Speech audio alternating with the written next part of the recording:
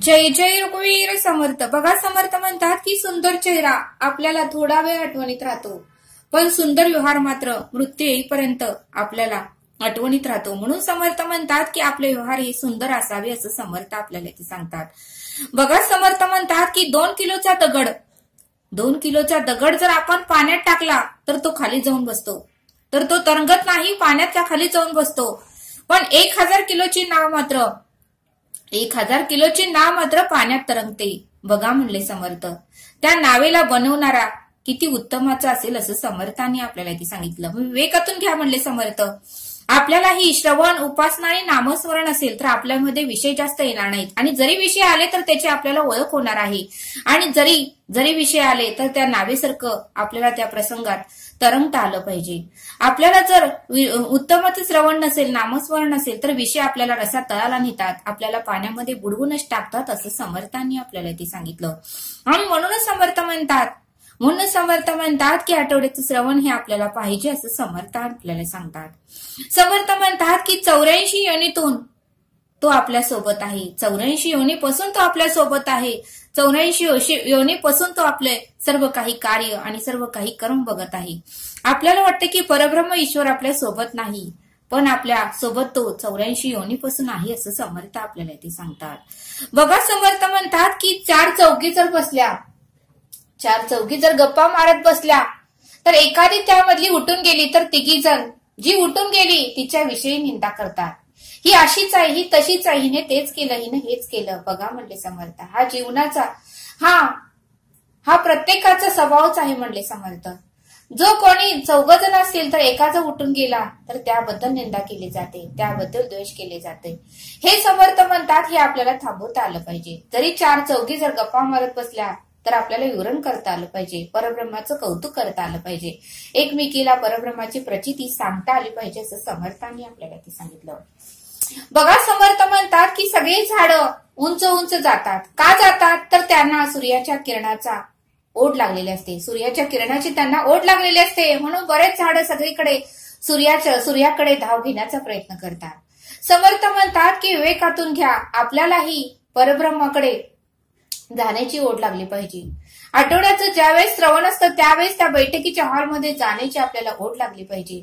सकाळचा टाइम झाल्यावर उपासना करण्याची आपल्याला ओढ लागली पाहिजे. संध्याकाळचा टाइम झाल्यावर संध्याकाळची उपासना करायची आपल्याला ओढ लागली पाहिजे असं समर्थांनी आपल्याला ते सांगितलं. समर्थ म्हणतात की अति कुठल्याही गोष्टीचं करू नका, अति तेथे माती होते. बघा म्हणले समर्थ, एकदाच आपण 15 गुलाबजामुन खाल्ले तर आपल्याला शुगर वाढणार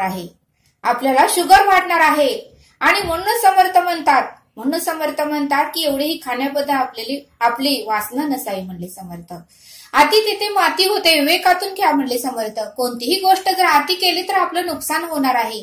अति क्रोध केला तरी नुकसान होणार आहे, अति मत्सर केला तरी नुकसान होणार आहे, अति द्वेष, अहंकार, तिरस्कार केला तरी आपलं नुकसान होणार आहे. म्हणून समर्थ म्हणतात की अति तेथे माती होते, विषयांचाही जास्त वापर करू नका असं समर्थांनी आपल्याला ते सांगितलं.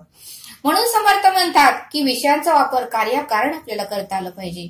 जसं जेवणामध्ये आपण भाजीसारखं लोणचं खात नाही, का तर चवीपुरतं लोणचं घेतो, तसं विषयांचा वापर फक्त कार्यकारण कामानिमित्त आपल्याला त्या विषयांचा वापर थोडाफारच करता आलं पाहिजे. अति केलं तर मातीच होते असं समर्थ आपल्याला ते सांगतात. समर्थ म्हणतात की प्रत्येक गोष्टीला वेळ द्यावा लागतो, संयम ठेवावा लागतो. चहा जरी करायचा म्हणला तर दुसऱ्या मिनिटाला चहा होत नाही, 5-10 मिनिटं तर चहाला द्यावा लागतो.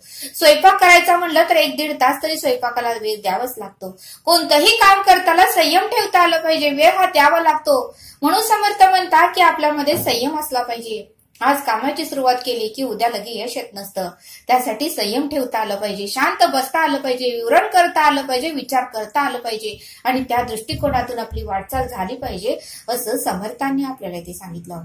बघा, समर्थ म्हणतात की प्रत्येक घरामध्ये वाद होतो. ज्यावेळेस पती आपल्या घरात येतो त्यावेळेस पत्नीवर रागाला जातो, काहीतरी क्षुल्लक कारण असतं, त्यावेळेस बघा म्हणले समर्थ, पतीचा राग 3 मिनिटं जास्त असतो, दुसऱ्या 3 मिनिटं तो हायपर होतो, आणि शेवटचे 3 मिनिटं तो शांत बसतो.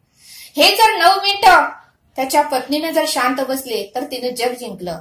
म्हणून ज्यावेळेस पती हा रागाला जातो त्यावेळेस पत्नीने हे 9 मिनिटं शांत बसता आलं पाहिजे, तर तिने जग जिंकलं, तर परमेश्वराची ती लाडकी भक्त झाली असं समर्थांनी आपल्याला ते सांगितलं.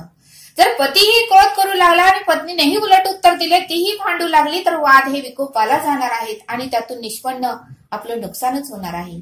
म्हणून समर्थ म्हणतात की पुढची व्यक्ती आग्नी झाल्यावर आपल्याला पाणी होता आलं पाहिजे. पुढची व्यक्ती जर क्रोधित झाली तर आपल्याला शांत बसता आलं पाहिजे.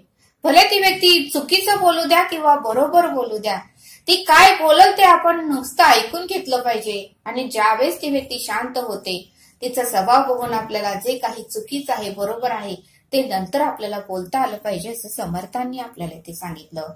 बघा, समर्थ आपल्याला सुंदर असा बोध देतात.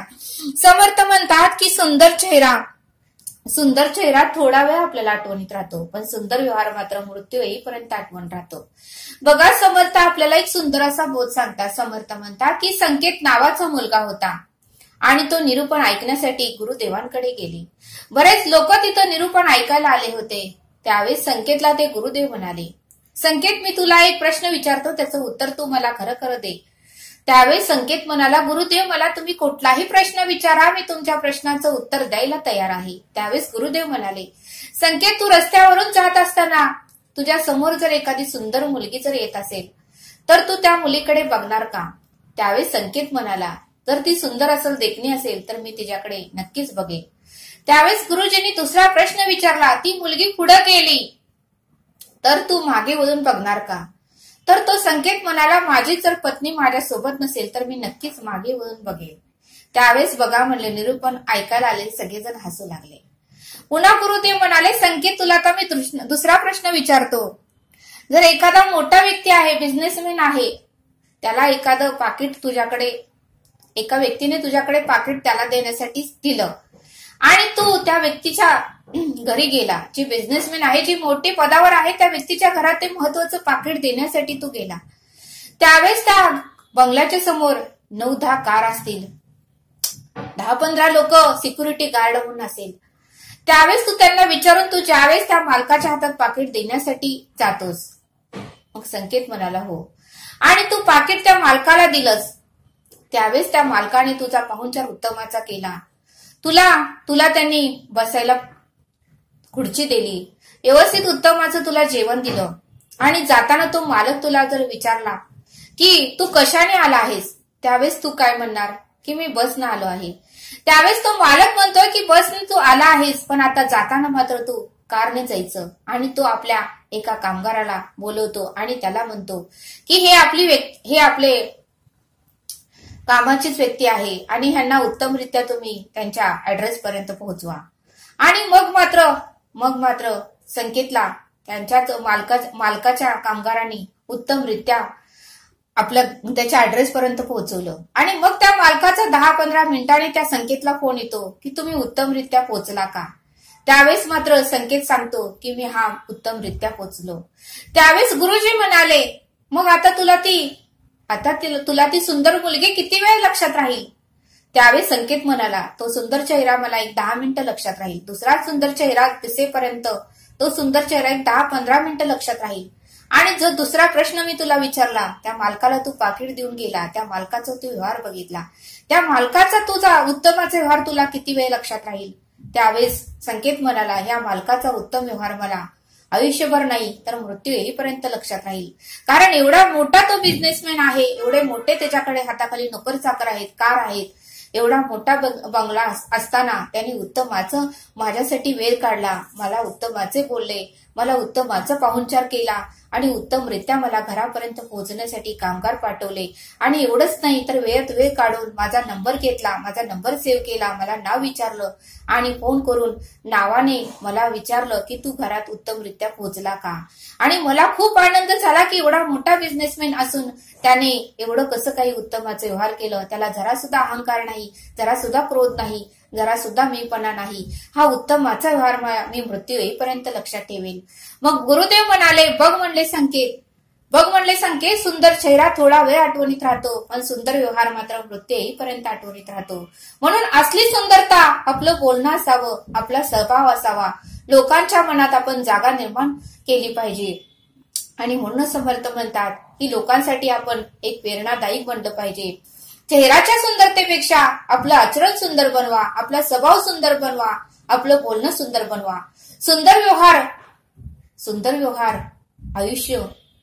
सुंदर व्यवहार आपण जर उत्तमाचे सुंदर व्यवहार केले की आयुष्यभर एखाद्या व्यक्तीच्या आपल्या लक्षात राहते. पण आपण जर सुंदर व्यवहार केले नाही तर समोरची व्यक्ती आपल्याला कधीही लक्षात ठेवणार नाही. म्हणून समर्थ म्हणतात की सुंदर चेहरा असण्यापेक्षा सुंदर व्यवहार असावा, सुंदर बोलणं असावं, सुंदर स्वभाव असावा, सुंदर आचरण असावं. आणि म्हणून समर्थ म्हणतात की आपल्यामध्ये दया असावी, विनम्रता असावी, चांगले व्यवहार आपल्याकडून झाले पाहिजे. म्हणून समर्थ म्हणतात की सुंदर चेहरा वयामानानुसार कुरूप दिसायला लागतो. आपल्या चेहऱ्यावर सुरकुत्या येतात, डोळे सुचतात. म्हणजे जसं सुंदर आपण असतो तरुणपणी तसं वयस्करपणी सुंदर दिसत नाही. म्हातारपणी सुंदर आपण दिसत नाही. आपले केस पांढरे होतात, दात पडलेले असतात. हा सुंदर चेहरा हा कायमस्वरूपी टिकत नसतो, पण सुंदर व्यवहार मात्र मृत्यू येईपर्यंत टिकतात. म्हणून समर्थ म्हणतात जीवनाचं यश हेच आहे. सुंदर व्यवहार हेच जीवनाचं यश आहे आणि हेच जीवनाचं उद्देश असला पाहिजे असं समर्थांनी आपल्याला या बोधातून समजून सांगितलं. म्हणून समर्थ म्हणतात की सुंदर चेहरा थोडा वेळ आठवणीत राहतो, पण सुंदर व्यवहार मात्र मृत्यू येईपर्यंत आठवणीत राहतो. म्हणून समर्थ म्हणतात की आपले व्यवहार सुंदर बनवा, आपले विचार सुंदर बनवा, आपला स्वभाव सुंदर बनवा आणि आपलं आचरण सुंदर बनवा असं समर्थांनी आपल्याला या बोधातून समजावून सांगितलं. तरी आता आपण इथेच थांबूया. धन्यवाद. जय सद्गुरू.